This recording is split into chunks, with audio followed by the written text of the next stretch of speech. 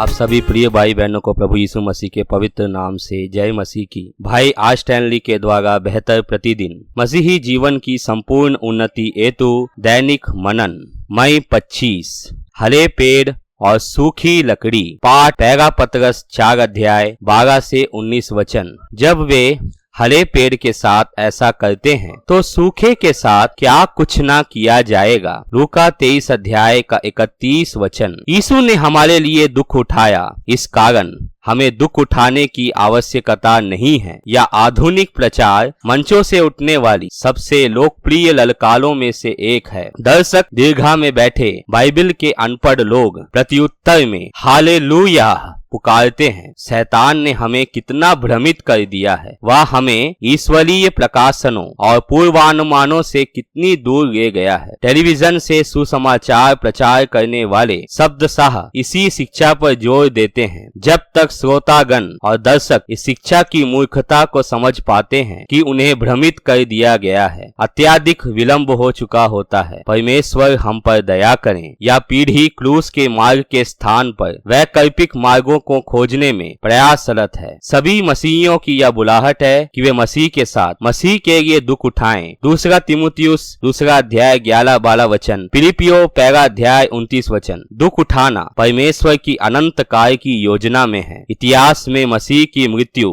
2000 वर्ष पूर्व हुई, परंतु परमेश्वर के कैलेंडर में मसीह को जगत की उत्पत्ति से भी पूर्व घात किया गया था।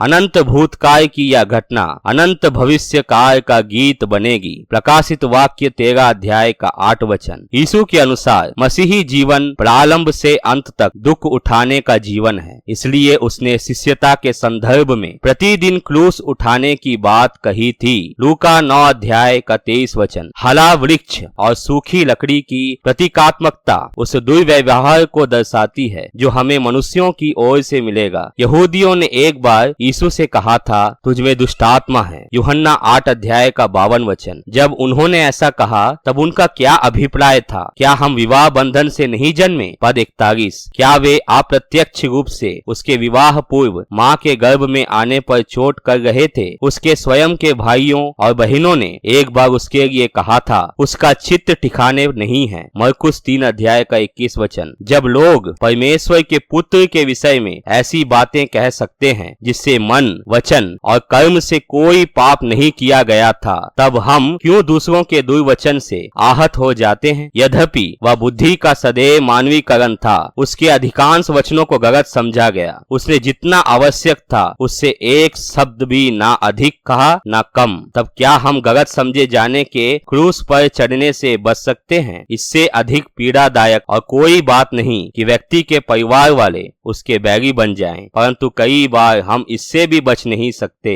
मत्ती 10 अध्याय का 36 वचन। मित्रों से घाव पाना एक और त्रासदी है। जकरिया 13 अध्याय का 6 वचन। आप कैसा महसूस करेंगे यदि यहूदा जैसा कोई व्यक्ति जिस पर आपने रुपयों का भरोसा किया वही रुपयों के लिए आपसे विश्वासघात करें? आप कैसा महसूस करेंगे यदि पतरस जैसा कोई व्यक्ति जिसे अपने सर्वोच्च पद तक पहुंचाया वही आपका इनकार करे और साप दे? आपको कैसा महसूस होगा जब यूहन्ना जैसा कोई जिसे आपने सर्वाधिक प्रेम किया आपको तब छोड़कर चला जाए जब आपको उसकी सबसे अधिक आवश्यकता थी?